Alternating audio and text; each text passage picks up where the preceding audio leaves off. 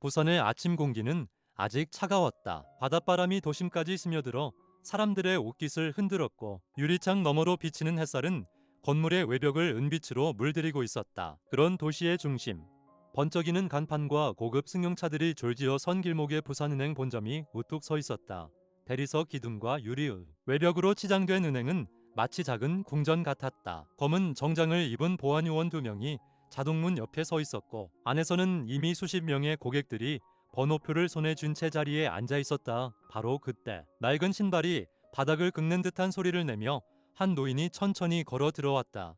그는 바로 최민수 회장, 84세. 별그룹이라는 이름만 들어도 한국에서 모르는 사람이 없을 정도의 대기업 창립자이자 총수였다. 그러나 오늘 그의 모습은 그 어떤 재벌의 위험과도 거리가 멀었다. 빛바랜 남색 점퍼, 세탁기를 거부한 듯 군데군데 얼룩이 묻은 바지, 그리고 손잡이가 닳아 해진 가방 하나. 허리는 약간 굽었고 걸음걸이는 느렸으나 눈빛만큼은 또렷했다. 하지만 아무도 그 눈빛을 보지 않았다. 사람들은 그의 차림새에 먼저 시선을 고정했다. 저 노인네 어디서 잘못 들어온 거 아냐? 혹시 길 잃으신 것 같은데 은행이 아니라 동네 시장 가셔야 할 것 같은데. 고객들의 속삭임은 금세 퍼져나갔다. 어떤 이는 눈을 흘기며 자리를 옮겼고 어떤 이는 휴대폰을 꺼내 몰래 카메라를 켰다. 젊은 남자는 친구와의 채팅창에 이렇게 적었다. 오늘 민 발견. 은행 점령한 노인. 곧 사진이 올라가고 화면에는 노인의 구부정한 뒷모습이 담겼다. 배에 앉은 젊은 여성은 코를 찡그리며 작은 목소리로 중얼거렸다. 아류, 옷에서 냄새나. 진짜 왜 이런 분들이 여길 와서는. 그러나 노인은 그 어떤 반응도 보이지 않았다. 마치 이미 수백 번은 들은 말처럼. 그의 얼굴에는 미묘한 미소가 스쳤다가 사라졌다. 그는 천천히 손을 뻗어 번호표 기계를 눌렀다. 기계가 종이 쪽지를 내뱉자 마치 귀한 보물을 다루듯 조심스레 집어들고 주름진 손에 꼭 쥐었다. 그리고는 빈 의자에 가만히 앉아 기다렸다. 대기실은 이상한 긴장감으로 가득했다. 누군가는 속으로 빨리 나갔으면 하고 바라기도 했고 또 누군가는 호기심 어린 시선으로 노인의 행동을 지켜보았다. 시간이 흘러 전광판이 빛나며 번호를 불렀다. 대기번 4번 창구로 오세요. 노인은 천천히 몸을 일으켰다. 가방이 덜컥 소리를 내며 그의 무릎을 스쳤다. 사람들이 일제히 고개를 돌렸다. 누군가는 킥킥거리며 웃음을 참지 못했고 누군가는 노골적으로 휴대폰을 들어 동영상을 찍기 시작했다. 창구에는 젊고 단정한 은행원 박소영이 앉아 있었다. 그녀는 매끈하게 묶은 머리를 매만지며 화장기 진한 입술로 짧게 물었다. 뭐 하러 오셨어요? 그 말투에는 존중도 친절도 없었다. 단지 귀찮음 많이 묻어 있었다. 노인은 조용히 그녀를 바라보다가 담담하게 말했다. 100억 원을 출금하고 싶소. 순간 박소영의 눈동자가 흔들리더니 곧 피식 웃음이 터졌다. 100억 원이요? 하하. 어르신, 여기가 개그 프로그램 촬영장이 아니거든요.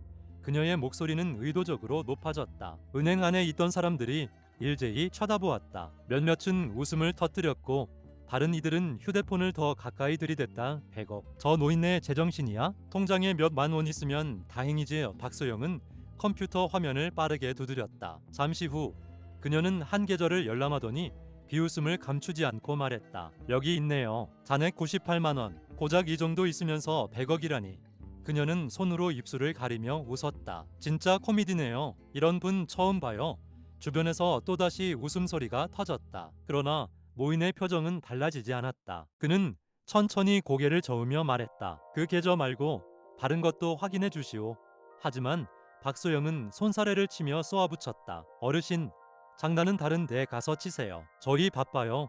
그리고는 옆에 앉아있던 동료와 눈짓을 주고받으며 다시 키보드를 두드렸다. 은행 안의 공기는 점점 더 차가워지고 있었다. 사람들은 한 노인의 초라한 차림새와 은행원의 비웃음을 함께 즐기듯 구경하고 있었다. 그러나 아무도 몰랐다. 그 노인이 바로 이 도시를 움직이는 별그룹의 창립자라는 사실을. 박소영의 입가에는 얄미운 미소가 번졌다. 그녀는 일부러 목소리를 높이며 농감을 던졌다. 어르신, 정말로 100억 원이 있으시다면요? 제가 당장 이 은행 지점장이 아니라 은행장으로 승진하겠네요. 창구 옆에서 서류를 정리하던 동료 직원들이 킥킥 웃음을 터뜨렸고 대기석에 앉아있던 고객들까지 고개를 들어 상황을 구경하기 시작했다. 웃음소리가 은행 안을 메아리처럼 울렸다. 이거 진짜 개그 콘서트네. 저 노인네 정신 나가셨나봐. 사람들의 비아냥이 대리석 벽에 부딪혀 더 크게 퍼져나갔다. 그때 지점의 관리자 김태현 부장이 다가왔다. 다부진 체격에 반짝이는 구두, 날카롭게 각 잡힌 넥타이. 그는 고개를 들어 최민수를 위아래로 훑어보며 말했다. 여기가 복지관이 아닙니다. 혹시 길 잘못 들어오신 거 아니에요? 기부 받으러 오셨습니까? 그의 말이 끝나자마자 은행 안은 폭소로 터졌다. 누군가는 손뼉을 치며 웃었고 다른 이는 휴대폰을 들고 이건 스트리밍 각이다 라며 중얼거렸다. 화면 속에서 노인의 모습은 더더욱 초라하게 비춰졌다. 고객들 사이에서 은밀한 속삭임이 흘러나왔다. 저 사람 치매 아니야? 왜 저런 노인을 안 내쫓지? 보안 요원은 뭐 하는 거야? 비웃음과 조롱이 마치 파도처럼 몰려왔다. 그러나 최민수는 흔들리지 않았다. 그는 천천히 숨을 들이쉬고 고개를 들어 다시 조용히 말했다. 내가 말한 건 이 계좌가 아니오. 다른 계좌 번호를 확인해 주시오. 김태현 부장은 눈살을 찌푸렸다. 그의 얼굴에는 짜증과 경멸이 그대로 드러나 있었다. 어르신, 지금 장난하실 때가 아닙니다. 여기 계신 분들은 다 중요한 업무 때문에 오신 고객이에요. 괜히 방해하지 마시고 더 이상 고집 부리시면 제가 경비를 불러서 모셔내야 합니다. 알끝에 모셔낸다는 표현은 공손해 보였지만 목소리에는 억지로 눌러 담은 협박이 분명하게 깔려 있었다. 박소영은 거들듯이 말을 보탰다. 맞아요. 괜히 망신당하지 마시고 그냥 나가세요. 어차피 돈도 없으시잖아요. 그녀는 의자에 등을 기댄 채 팔짱을 끼고 비웃음을 감추지 않았다. 순간 대기석의 몇몇 고객들이 휴대폰을 들어 올렸다. 야, 이거 찍어서 유튜브 올리면 바로 조회수 터지겠다. 실시간으로 올려야지. 제목은 은행 난입한 노인 레전드 어때? 은행안은 웃음과 카메라 셔터 소리로 떠들썩했지만 노인의 표정은 여전히 침착했다. 주름진 얼굴에 스친 고요한 그림자, 그리고 흔들림 없는 눈빛. 그는 마침내 입을 열었다. 좋소, 내가 다시 돌아오리다. 하지만 그때의 나는 지금과 전혀 다른 모습일 것이오. 그 목소리는 크지 않았지만 묘하게 사람들의 귀에 또렷하게 들려왔다. 잠시 정적이 흘렀다. 그러나 곧 박소영의 비웃음이 다시 공기를 갈랐다. 하하, 영화 대사 치시는 거예요? 어르신, 진짜 배우셨으면 좋았을 텐데요. 김태현도 어깨를 으쓱이며 말했다. 네, 나중에 꼭 오세요. 근데 그 전에 보안 요원들이 못 들어오게 막을 겁니다. 고객들의 웃음이 마지막으로 터져나왔다. 그러나 최민수는 그 모든 비아냥을 뒤로한 채 천천히 몸을 돌려 출입문을 향해 걸어갔던 낡은 가방이 덜컥거렸고 그의 발걸음은 느렸으나 결코 주저하지 않았다. 그의 눈빛에는 이미 분명한 계획이 자리 잡고 있었다. 문이 닫히며 외부의 햇살이 다시 들어왔고 은행안은 곧 다시 일상으로 돌아갔다. 그러나 그 자리에 있던 누구도 알지 못했다. 방금 걸어 나간 그 노인이야말로 이 도시를 움직이는 거대한 권력의 주인이라는 것을. 은행 문을 나선 후 최민수는 대리석 바닥에 올려 퍼지던 비웃음을 뒤로하고 천천히 길 건너편의 작은 벤치에 앉았다. 바람이 스쳐 지나가며 낡은 점퍼 자락을 흔들었고 주변의 자동차 경적 소리와 사람들의 발자국 소리가 뒤엉켜 복잡한 도심의 풍경을 만들어냈다. 잠시 후 한 젊은 청년이 숨을 헐떡이며 달려왔다. 그는 바로 손자 지훈이었다. 지훈은 대학생다운 단정한 차림새에 이마에는 땀방울이 맺혀 있었다. 할아버지. 그의 목소리에는 당황과 분노 그리고 걱정이 뒤섞여 있었다. 아까 은행 안에서 무슨 일이에요? 사람들이 다 비웃는 걸 제가 다 봤어요. 그냥 잊으세요. 저런 사람들 상대할 필요 없어요. 지훈은 주먹을 꽉 쥔 채 할아버지가 당한 수모를 자신이 대신 갚고 싶다는 듯 눈을 번뜩였다. 그러나 최민수는 고개를 저으며 잔잔히 웃었다. 지훈아, 이건 단순한 모욕이 아니란다. 그의 목소리는 낮았지만 바람보다 더 깊게 울려 퍼졌다. 저건 시험이야. 사람의 진짜 얼굴을 드러내는 시험. 화려한 외투 속의 감춤 가면이 무엇인지 나는 지금 그것을 확인하는 중이다. 지훈은 이해할 수 없다는 듯 눈을 크게 떴다. 시험이라고요? 할아버지를 모욕하는 게 무슨 시험이에요? 최민수는 잠시 눈을 감았다가 주름진 얼굴에 담담한 미소를 띠고 다시 눈을 떴다. 세상은 겉모습만을 본다. 가난해 보이면 무시하고 부유해 보이면 머리를 조아리지. 그러나 진정한 가치는 눈으로만 볼 수 있는 것이 아니지. 나는 지금 그들의 본 모습을 보고 있는 거다. 그때 그는 낡은 가방에서 휴대폰을 꺼내들었다. 투박한 버튼형 기계였지만 그의 손길은 주저함이 없었다. 곧 비서 윤지원에게 전화를 걸었다. 지원이냐? 지금 당장 이리로 오너라. 부산은행 본점 앞이다. 리무진을 준비하고 이상훈 재무이사도 함께 데려와라. 전화기 너머에서 짧고 단호한 대답이 들렸다. 예, 회장님, 곧 도착하겠습니다. 전화를 끊은 뒤 지훈은 여전히 의문 어린 눈빛으로 할아버지를 바라봤다. 그러자 최민수가 천천히 말을 이었다. 지훈아, 너도 알아야 한다. 나는 단순한 노인이 아니다. 나는 별그룹 위창립자요. 지금도 5조 2천억 원의 자산을 은행에 맡기고 있는 사람이다. 오늘 내가 이렇게 허름하게 입고 온 이유는 단 하나. 진심을 보기 위해서다. 지훈은 충격을 받은 듯 한동안 말을 잇지 못했다. 자신이 아는 할아버지는 늘 소박하고 검소한 삶을 살아왔다. 그러나 지금 그의 입에서 나온 이야기는 상상을 초월했다. 잠시 후 또 다른 번호를 눌렀다. 이번에는 은행 이사회 의장 조영수였다. 조 의장, 오늘 은행에 맡겨둔 내 돈이 얼마나 되는지 혹시 기억하고 있겠지? 그의 목소리는 차분했지만 단어 하나하나에는 무게가 실려 있었다. 수화기 너머로 조영수의 긴장된 숨소리가 들렸다. 회장님은 어찌 직접 은행에 지금 말씀하신 건 혹시? 최민수는 말을 끊으며 낮게 웃었다. 곧 닳게 될 게다. 본점으로 오시오. 내가 기다리고 있겠소. 짧은 통화가 끝나자 조영수는 이미 불안에 휩싸였다. 그의 머릿속에는 5,200억 원이라는 숫자가 무겁게 맴돌았다. 그리고 마침내 은행 앞 도로에 검은색 리무진이 도착했다. 반짝이는 차체는 햇살을 받아 눈부시게 빛났고 곧 문이 열리자 윤지원과 이상훈이 내렸다. 두 사람은 은행 앞 벤치에 앉아있는 허름한 차림의 노인을 발견하자마자 고개를 깊이 숙이며 말했다. 회장님, 준비 완료했습니다. 지훈은 놀란 듯 눈을 크게 떴다. 은행 안에서 사람들에게 모욕을 당하던 바로 그 노인에게 두 명의 고위 임원급 인물이 허리를 굽혀 인사하는 광경의 길을 지나던 행인들도 발걸음을 멈추고 수군거렸다. 저 사람 누구야? 저 나이 많은 할아버지한테 리무진이 와. 뭔가 엄청난 분 같아. 그냥 평범한 노인이 아닌데. 도심의 소음 속에서 한순간 최민수의 존재는 전혀 다른 빛을 띠기 시작했다. 최민수는 윤지원 비서와 이상후 재무이사의 곁에 서서 낡은 셔츠와 해진 구두 차림 그대로 은행 문을 천천히 밀고 들어섰다. 반짝이는 검은색 양복을 입은 두 사람과 대비되는 그의 모습에 대기실은 순간 정적에 휩싸였다. 한순간 모든 시선이 낡아빠진 노인에게로 꽂혔다.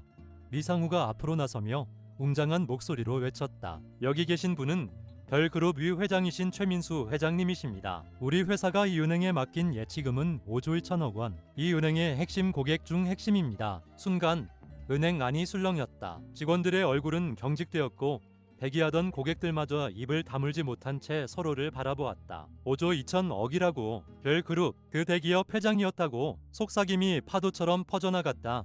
최민수는 고개를 천천히 돌려 박수영을 똑바로 바라보았다. 아까는 1억 있으면 은행장이 된다 했지? 그럼 5조 2천억이면 뭐가 되나? 박소영의 얼굴은 순식간에 창백해졌다. 손이 떨려 펜을 놓칠 뻔했고 입술은 파르르 떨리며 아무 말도 나오지 않았다. 김태현 지점장은 식은땀을 흘리며 더듬거렸다. 저희가 미처 몰라배웠습니다. 정말 죄송합니다. 그러자 최민수는 냉정한 눈빛으로 그를 끊어내듯 바라보며 말했다. 노인의 치매라며 비웃던 입은 아직 살아있지? 정작 고객 계좌 확인은 할 생각도 안 했더군. 순간 은행 내부가 옹성거렸다. 와, 저게 진짜 회장님이었어? 큰일 났다. 지점장이 끝장이네. 최민수는 손가락을 들어 이상우를 불렀다. 상우씨, 당장 이 은행에서 5조 2천억 전액 인출 절차를 밟으시오. 이 금액이 이 은행 자기자본의 15%에 해당한다는 걸 그들이 알도록 하게. 이상우가 고개 숙이며 명령을 받드는 순간 은행 안은 폭풍처럼 요동쳤다. 대기하던 고객들은 자리에서 벌떡 일어나 소리쳤다. 뭐라고? 5조 2천억 빠지면 은행 망하는 거 아냐? 우리 돈은 어떻게 되는 거야? 공포와 패닉이 동시에 휘몰아쳤다. 직원들은 우왕좌왕했고 방금 전까지 노인을 조롱하던 사람들은 이제 숨조차 제대로 쉬지 못했다. 그리고 그 한가운데에서 최민수는 한치 흔들림 없는 눈빛으로 조용히 미소 지었다. 은행 안은 순식간에 전쟁터로 변했다. 고객들이 일제히 창구로 몰려들며 고함을 질렀다. 저 회장이 5조 2천억을 빼간다면 우리 예금은 다 끝장이야. 빨리 인출해. 지금 당장 내 돈부터 찾아줘. 직원들은 정신을 잃은 듯 우왕좌왕했고 전사는 과부하로 경고음을 울리며 멈칫거렸다. 창구 앞에서는 서로 먼저 돈을 찾으려 몸싸움이 벌어졌고 은행 내부는 아수라장이 되었다. 그 한복판에서 박소영은 두 다리가 풀려 그대로 바닥에 무너져 내렸다. 회장님은 제발 용서해 주십시오. 제가 잘못했습니다. 눈물과 콧물이 뒤엉킨 얼굴로 울부짖으며 고개를 숙였지만 아무도 그녀의 목소리에 귀 기울이지 않았다. 김태현 지점장은 얼굴이 창백해진 채 두 손을 모아 최민수에게 애원했다. 회장님, 이렇게 하시면 은행이 무너집니다. 수천 명의 직원과 고객들이 피해를 봅니다. 제발 다시 한번 생각을. 그러나 최민수의 눈빛은 얼음처럼 차가웠다. 나를 치매 걸린 늙은이라 조롱하던 입으로 이제는 살려달라 구걸하는군. 사람을 함부로 판단한 대가가 어떤 것인지 이제 똑똑히 알게 되겠지. 그 순간 은행 부지점장과 함께 부행장이 급히 도착했다. 넥타이는 풀려 있었고 이마에는 땀이 줄줄 흘렀다. 최 회장님, 부디 진정하시고 인출 결정만은 철회해 주십시오. 저희가 잘못했습니다. 다시는 이런 불미스러운 일이 없도록. 그러나 최민수는 흔들림 없는 목소리로 잘라냈다. 나는 그저 내 계좌를 확인해 달라 했을 뿐이다. 너희는 내 말을 무시했고 나를 모욕했다. 그 결과가 지금 이 꼴이다. 누구도 내게 책임을 돌릴 수 없다. 은행 내부는 이미 혼돈이었다. 고객들은 현금 인출을 요구하며 창구를 두드렸고 어떤 이들은 휴대폰을 들이대며 이 장면이 방송으로 나가면 은행 끝장이다 라며 소리쳤다. 신문 일면을 장식한 제목은 충격적이었다. 부산은행 초대형 스캔들, 5조 2천억 유출의 주가 30% 폭락. 박소영과 김태현은 즉시 파면되었다. 이름과 얼굴이 언론에 공개되자 그들의 가족까지 고개를 들고 다닐 수 없게 되었다. 직원들은 분노와 두려움 속에 하루하루를 버텼고 주주들은 거센 항의를 쏟아냈다. 며칠 뒤 조영수 은행 이사회 의장은 다급히 윤지원 비서에게 전화를 걸었다. 윤 비서, 제발 회장님과 한 번만 만나게 해주시오. 다시는 이런 일이 없도록 은행의 모든 권한을 열어드리겠습니다. 기회를 달라오. 그러나 윤지원은 단호하게 대답했다. 회장님의 말씀을 전하겠습니다. 이미 늦었다. 기회는 잃었다. 그것이 최 회장님의 최종 의중입니다. 그날 오후 5조 2천억 원의 자금은 다른 은행으로 전부 이관되었다. 부산은행 건물 위로 내려앉은 석양은 붉게 물들어 있었고 그 빛은 마치 한 시대의 종말을 알리는 듯했다. 며칠 후 최민수는 이번엔 세련된 맞춤 정장을 입고 새로운 은행을 찾았다. 광택이 흐르는 구두, 은은한 향수, 품격 있는 태도, 누가 보아도 대기업 회장의 풍무였다. 은행장은 직접 현관 앞까지 나와 두 손을 모아 인사했고 직원들은 일제히 허리를 숙이며 존경을 표했다. 그러나 최민수의 첫 마디는 의외였다. 고객을 대할 때는 옷차림이 아니라 사람을 보시오. 누구든 존중받아야 한다는 사실을 잊지 마시오. 그 목소리는 은행 노비에 잔잔히 울려 퍼졌고 직원들은 숙연한 표정으로 고개를 끄덕였다. 며칠 뒤 부산의 한 작은 카페. 최민수는 조용히 들어섰다가 낯익은 얼굴을 보았다. 커피 머신 앞에서 서툰 손길로 라떼를 내리던 이는 다름 아닌 박소영이었다. 그녀는 그를 보는 순간 얼굴이 하얗게 질리며 잔을 떨어뜨릴 뻔했다. 그러나 최민수는 미소를 지으며 말했다. 아메리카노 한 잔 부탁하네. 박소영은 떨리는 손으로 잔을 내밀었고 그때 들려온 회장의 낮은 목소리. 겉모습만 보고 판단하지 말게. 누구든 새롭게 시작할 수 있지 않나. 박소영의 눈가에 눈물이 맺혔다. 그날 이후 그녀는 변했다. 고객 한 명에게 진심으로 미소를 보냈고 사람들은 저 바리스타 참 따뜻하다라며 칭찬을 아끼지 않았다. 한편 김태현은 대기업의 화려한 자리 대신 작은 사무실에 취직했다. 예전처럼 거만한 말투는 사라지고 동료들을 존중하며 성실히 일하는 모습으로 변해갔다. 실수를 저지른 과거가 늘 마음에 남았지만 그는 그 기억을 반성의 거울로 삼았다. 저녁 무렵 손자 지훈이 조심스럽게 물었다. 할아버지, 왜 그 사람들을 용서하셨어요? 은행을 무너뜨릴 수도 있었잖아요. 최민수는 잠시 하늘을 올려다보며 대답했다. 복수는 순간이지만 용서는 변화를 만든다. 내가 그들에게 준 것은 두 번째 기회다. 그것이 진정한 벌이자 또 선물이기도 하다. 그날 밤 최민수는 일기장에 이렇게 적었다. 진정한 승리는 남의 삶을 무너뜨리는 것이 아니라 그 마음을 바꾸는 것이다. 존중은 모든 관계의 뿌리다. 그는 그 글을 지훈에게 보여주며 덧붙였다. 이것이 네가 세상에서 반드시 잊지 말아야 할 교훈이다. 돈보다 권력보다 외모보다 중요한 건 사람을 대하는 마음이란다. 창밖의 바람은 잔잔했고 거리의 불빛은 따뜻하게 빛났다. 그리고 그렇게 한 노인의 조용한 용서가 또 다른 세상의 새벽을 열고 있었다.